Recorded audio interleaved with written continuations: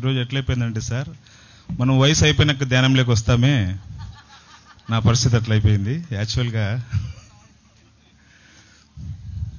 కొంచెం సమయం ముందు ఇచ్చిండి బాగుండు,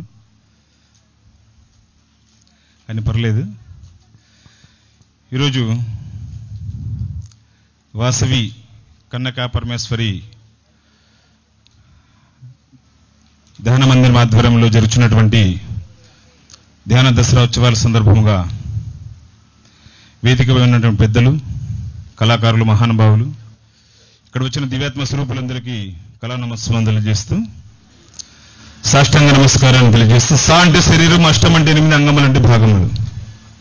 సా శరీరము, అష్టము 8 అంగములు అంటే భాగములు. ఈ సాష్టాంగ నమస్కారం హిందుత్వంలో కూడా జరుగుతుంది, ఇస్లాంలో కూడా జరుగుతుంది. అయితే భాషలు వేరే, భావం ఒక్కటే, మతాలు వేరే, మానవత్వం ఒక్కటే అనమాట. కాబట్టి జగద్గురు మది విరాట్ పోతులూరి వీరబ్రహ్మేంద్ర స్వాముల వారు సంచరించిన స్థలాలు ఇవన్నీ.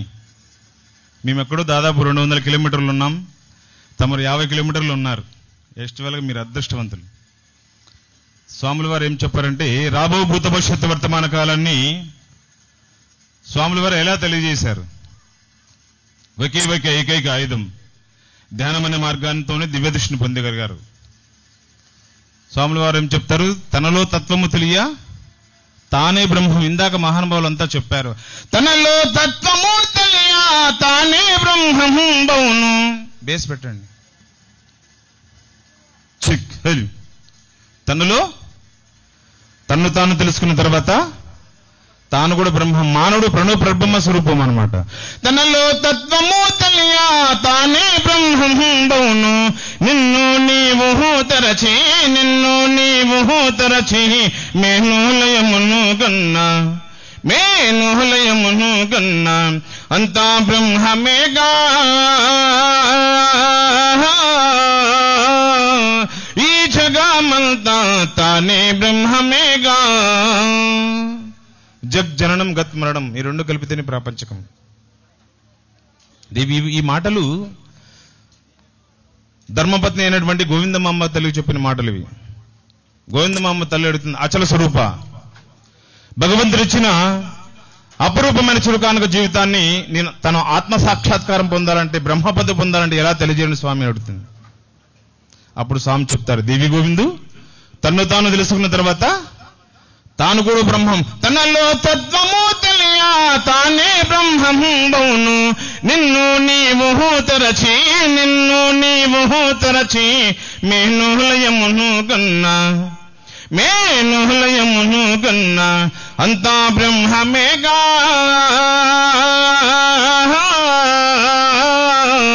ఈ జగమంతా తానే బ్రహ్మమేగా. అంతా బ్రహ్మమే అంటున్నాడు స్వామి. ఎలా బ్రహ్మం ఎలా అయినాడు?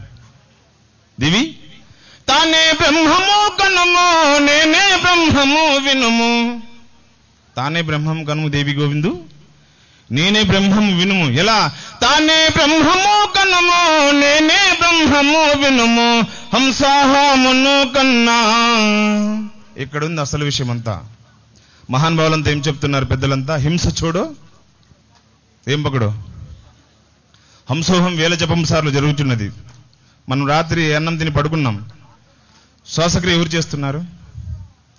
మనం తిన్న ఆహారం జీర్ణ వ్యవస్థీకరణ ఎవరు చేస్తున్నారు? దేహానికి ఆర్ట్కి పంపింగ్ ఎనర్జీ ఎవరిస్తున్నారు? ఇదంతా మాయ. జననం ఒక మాయేరా, మరణం ఒక మాయేరా, నడి మధ్యన జరిగేది నాటకము మాయేరా. అంతా మాయేరా, మన వాళ్ళు మన్నన్నది ఒక మాయేరా. వివాహం అనే బంధంతో స్త్రీని పురుషుడు సమకూర్చుకుంటున్నాడు. ఇక్కడ ఒకరికొకరు సంబంధం లేదు. ధరణిలో 1000 ఏళ్ళు తనవ నిలవకపోతే ధనము ఎప్పటికి శాశ్వతము కాదు. ధరణిలో 1000 ఏళ్ళు తనవ నిలవకపోతే ధర్మ ఎప్పటికి శాశ్వతము కాదు. దారాస తారులు తన వెంట రాలేరు, వృత్తులు మూర్తిని తప్పింపలేరు. బంధుజాలం నేను బ్రతికించుకును అనుకుంటున్న మా వాళ్ళంతా చాలా మంది ఉన్నారని. బంధుమిత్రాదులు ఎక్కడి వరకు? బంధుమిత్రాదులు ఎక్కడి వరకు? కాటి వరకు వస్తారు. తర్వాత ధరణిలో తల్లిదండ్రులు, భార్య, తనయులాప్తులు, బావ, మరుదులు, నల్లమైన మామగారు, వీరంతా దగ్గర బంధువులు మనకు.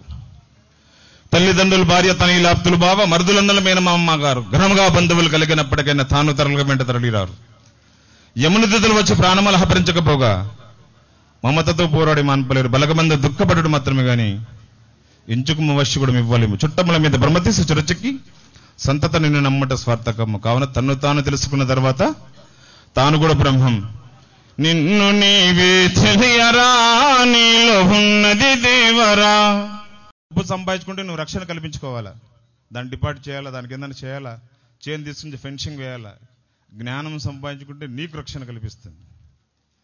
కావున జగద్గురు మధ్య విరాట్ పోతులూరి వీరబ్రహ్మేంద్ర స్వాముల వారు సిద్ధేశ్వర స్వామి శిష్యుని అడుగుతాడు, గత జన్మ యొక్క సంస్కారం నేను ఏందని వేధిస్తాను అంటే అప్పుడు స్వామి చెప్తాడు, తండ్రి గత జన్మలో నేను గోహత్య మహాపాపాన్ని చేశాను. పంచమహాపాతకాలు: శ్రీహత్య, గోహత్య, శిశుహత్య, బ్రాహ్మణ హత్య, బ్రహ్మజ్ఞాని హత్య. గత జన్మలో గోహత్య మహాపాపాన్ని చేశాను. దీన్ని రూపుమాపుకునే దానికోసమే తండ్రి మీ పాదపద్మములు చింతకు చేరినాను అంటాడు. మరి ఈరోజు ప్రపంచమంతా ఎన్ని హత్యలు చేస్తుంది? క్రిమికీటక జన్మలు దాటి ప్రసవానలు జన్మలు గడువగా ప్రణనామం క్రమమున నీవు మనుజునిగా మహరితివి. శేషమైన జన్మను నీవు శుద్ధముగా ఉండనీయక అపవిత్రము చేసుకొనుట పాది కాదు వినరండి. మాంసాహారం మానే రోజు రావాలి, మానవులంతా శాకాహారులు కావాలి. ప్రాణిని ప్రాణిగా ప్రాణంతోనే ఉంచాలి, ప్రాణులు అంతా సుఖశాంతులు జీవించాలి. ప్రశంసలు అందుకోవాలంటే ముందు విమర్శలు ఎదుర్కోవాలా. పత్రిజీ గురుగారు ప్రొద్దుటూరులో ఒక్క వ్యక్తికి మాత్రం చెప్పేదానికి వచ్చేవాడంట ధ్యానం. ఇందాక ఇంకో విషయం చెప్పాడు హుస్సేన్ సార్. కోయిలకొండలో బస్టాండ్లో పడుకున్నాడంట మహానుభావుడు. చూడండి, ఆ రోజు వేసిన విత్తనమే ప్రపంచం. ఎలా అయినా ప్రపంచం చాలా పెద్దది, జీవితం చాలా చిన్నది. కాబట్టి తన్ను తాను తెలుసుకోవాలా, తల నుండి అహంకారం తొలగించుకోవాలి. అపారమైన పరంజ్యోతి ఉన్న దేహం ఎప్పుడు దర్శించుకునేది? మనిషికి 4 స్టేజులు: బాల్యము, యవ్వనము, కౌమారం, వృద్ధాప్యం. బాల్యం తెలిసి జరిగిపోతుంది. వయసు వచ్చింది, కోరికలతో నిండిపోయినాం. తెలుసుకోవాలనుకుంటాం, సమయం లేదు. హరినామ స్మరణ చేయాలంటావు, దేహం సహకరించదు. నిన్ను ఎప్పుడు తెలుసుకుంటావు? నీలో ఉండే అహంకారం ఎప్పుడు తొలగించుకుంటావు? అపారమైన పరంజ్యోతి ఉన్నది ఎప్పుడు దర్శన భాగ్యం కలిగేది? త్రినేత్రాన్ని తెరబడే కార్యక్రమమే ధ్యానం. ఇది ఈ కళ్ళు ప్రపంచం, దీంతో ఏం చేయలేం. కనపడేదంతా నిజం, కనపడేదంతా అబద్ధం. కనపడింది నిజం అన్నమాట గురు చెప్తారు. కాబట్టి వెలికన్లు మోయల్చి లోకన్ను తెరాపించి, ఈ రెండు ఎప్పుడైతే మహానుభావులు చెప్తున్నారు, ఈ కళ్ళు మూసుకున్న తర్వాత ఇది తెరబడుతుంది. వెలికన్లు మూయించి త్రినేత్రాన్ని తెరబడే కార్యక్రమం ధ్యానం. వెలికన్లు మోయించి లోకంలో తెరాపించి లోకాలు చూపరే నారాయణ బ్రహ్మలోకము చూపరే. నారాయణ బ్రహ్మలోకము చూపరే. బ్రహ్మలోకం ఎక్కడుంది?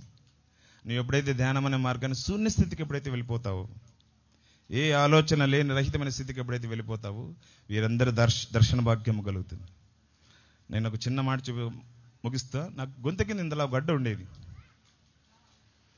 బ్రహ్మశ్రీ భగవద్గీత గోపాల్ రెడ్డి గారు, వాళ్ళు కూడా కొత్త ధ్యానంలోకి నాకు చెప్పారు, ఏం భాష ఇది అంటే, సార్ ఎందుకు గడ్డ లావ్ అవుతాను సార్ ఇట్లా అన్నాను.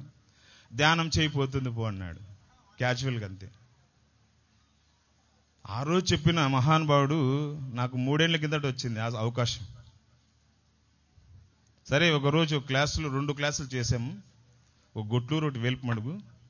ఇలా పిరిమిడిలో ప్రత్యక్షానుభూతిని కలిగింది, అమ్మవారి యొక్క దర్శనం. సరే, ఏదో కనపడింది అనుకున్నాను, ఇంటికి పోయి పడుకున్నాను. ఎక్కడో పెద్ద హాస్పిటల్లో ఉన్నాను. హాస్పిటల్లో ఉంటే సరే వెనక వచ్చింది చూసినాను. ఉదయం పొద్దున్నే లేవగానే ఈ గడ్డ లేదండి, నాకు గొంతు కింద ఎంతలా ఉండే గడ్డ. ఎవరు వచ్చారు? హాస్టల్ మాస్టర్స్ వస్తుంటారు. ఇక్కడ ఎవరు లేరు అనుకుంటున్నాను, మీరంతా అందరూ ఉన్నారు. కాబట్టి భగవంతుడిచ్చిన అపురూపమైన చురుకానుక జీవితాన్ని ఆత్మసాక్షాత్కారం తెలుసుకోవాలి, తన్ను తాను తెలుసుకొని తానే బ్రహ్మం ప్రత్యక్షంగా తాను మానవుడు ప్రణవప్రభమ స్వరూపం. ఇది బొమ్మలు పెట్టి ఆటలాడేది కాదు, ఇది బొమ్మలు పెట్టి ఆటలాడేది కాదు. సాక్షాత్తుగా శివుడు ఉండి నడిపిస్తాడు. శివం లేకుంటే శివం. చిల్లక పలుకులు పలికినప్పుడే శివము అందురు లోకము, చిలుక ఎగిరిపోయేటప్పుడు శవము అందురు లోకము. ఏమంటారు? హంసోహం వెళ్ళిపడుతానే. చేయిపోయిన చెప్పులైనా కూడా ఆడు ఉంచే పెట్టుకోమంటే పెట్టుకుంటారేమో కానీ ఈ దేహాన్ని ఎవరు ఉంచే పెట్టుకుంటే పెట్టుకోరు ఎవరు. తానుండిగా సాక్షాత్తుగా ఉండి నడిపిస్తున్నాడు కాబట్టి మాట్లాడుతున్నాం. శివం దీనికి విలువ. ఏ మాట చివరిదో, ఏ చూపు చివరిదో, ఏ పలుకు చివరిదో ఈశ్వర నీకు తెలుసు కదా నాయన. కాబట్టి చిల్లక పలుకులు పలికినప్పుడే శివము అందురు లోకము, చిలుక ఎగిరిపోయేటప్పుడు శవము అందురు లోకము. చిలుక వలెనే పలుకు చోంటిని చెక్కుకున్నది కాంచయా, చిలుక వలెనే పలుకు చోంటిని చెక్కుకున్నది కాంచయా. అలుక అలిగిపోయేటప్పుడు అడుగువారు లేరయ్యా. నువ్వు అడుగుతావు, వాళ్ళు వినగలుగుతారా చెప్పండి. చుట్టూ ఉన్న చుట్టబల్గము కాటి వరకే నమ్మయ్యా, పట్టు విడువక వెంట వచ్చును పాప పుణ్యము నమ్మయ్యా. పుట్టినప్పుడు ఊపిరి ఉంటుంది, పేరుండదు. కాలం తీరిపోయిన తర్వాత పేరుంటుంది, ఊపిరి ఉండదు. ఊపిరి నిలబెట్టుకోలేము, కనీసం పేరైనా నిలబెట్టుకోవాలి, తపన చేయాలి కదా. మహాతల్లులంతా ఇంత కష్టపడి మా గ్రామానికి వచ్చారు కారు వెహికల్ వేసుకొని. మీరు తప్పకుండా దసరా ఉత్సవాలకు రావండి అని మా గ్రామం అంతా చుట్టుపక్కల పరిసరాలంతా కూడా ఇన్వైట్ చేసి వచ్చారు. ఎందుకు చెప్పండి? మేడం వాళ్ళు ఏమైనా ఎమ్మెల్యేగా నిలబడుతున్నారా? సేవ చేయాలనే దృఢ సంకల్పం. జీవితమేనైనా గడపచ్చు, లెక్కాచారం కావాలా, ఆత్మసాక్షాత్కారం వల్ల. ఎందరెందరో రాజులు ఏలి నాయకా చక్రం. ఎట్లా వాళ్ళు వచ్చారు దేశం మీద? ఋషులు, మునులు, రాజులు, చక్రవర్తులు, యోగులు. ఇందాక చెప్పారు స్వామి వివేకానంద, పోతులూరు జగద్గురు విరాట్ పోతులూరు వీరబ్రహ్మేంద్ర స్వాముల వారు, కాసిరెడ్డి నాయన, పుట్టపర్తి సాయిబాబా, సత్యసాయిబాబా, వీళ్ళంతా ఋషులు ఏం చెప్పారు? శాకాహారం గురించి చెప్పారు. ఇందాక నేను ఈ పాట పాడేవాడిని కాదు, ఎందుకంటే నేను శాకాహారి కాలేదు కదా. ఎందుకంటే ఆ కాకి వెనుకుంటే పావురం పైన గుణం మారదనమాట. కాబట్టి యద్భావం తద్భవతి. ఈ విషయాలంతా మనం తెలుసుకున్నాం కాబట్టి మహాతల్లులంతా తెలియజేయాలనే తప్పన ఈ వేదిక అనమాట. కాబట్టి తను తాను తెలుసుకున్న తర్వాత అపూర్వమైన చురుకానుక జీవితం ఆత్మసాక్షాత్కారం కావాలి. తన్ను తాను తెలుసుకొని తాను బ్రహ్మం, మానవుడు ప్రణవ స్వరూపం. ఇది బొమ్మలు పెట్టి ఆటలాడేది కాదు. కాబట్టి సాక్షాత్తుగా శివుడిని నడిపిస్తున్నాడు దీన్ని. అక్కడ శివాలయంలో ఏం అర్చన చేస్తున్నాం? తేనెతో అభిషేకం చేస్తున్నాం. ఇక్కడ వీనికి బ్రాందీ తాపుతున్నాం. అక్కడ ఊదిగట్లు ముట్టిస్తున్నాం, ఇక్కడ సిగరెట్లు తాపుతున్నాం. అక్కడ పాలతో అభిషేకం చేస్తున్నాం, వెనక్కి కళ్ళు తాపుతున్నాం. అక్కడ పంచవర్ష ప్రమాణాలు పెడుతున్నాం, ఇక్కడ చచ్చిన వస్తువులు దీనికి తినిపిస్తున్నాం. సరిపోతుందా లెక్కాచారం? కుదరడం లేదు. కావున అపూర్వమైన చురుకానుక జీవితాన్ని ఆత్మసాక్షాత్కారం తెలుసుకుని ముందుకు వెళ్ళాలని ప్రతి ఒక్కరికి సాష్టాంగ నమస్కారం తెలియజేస్తే ఇంతటితో ముగిస్తున్నాను.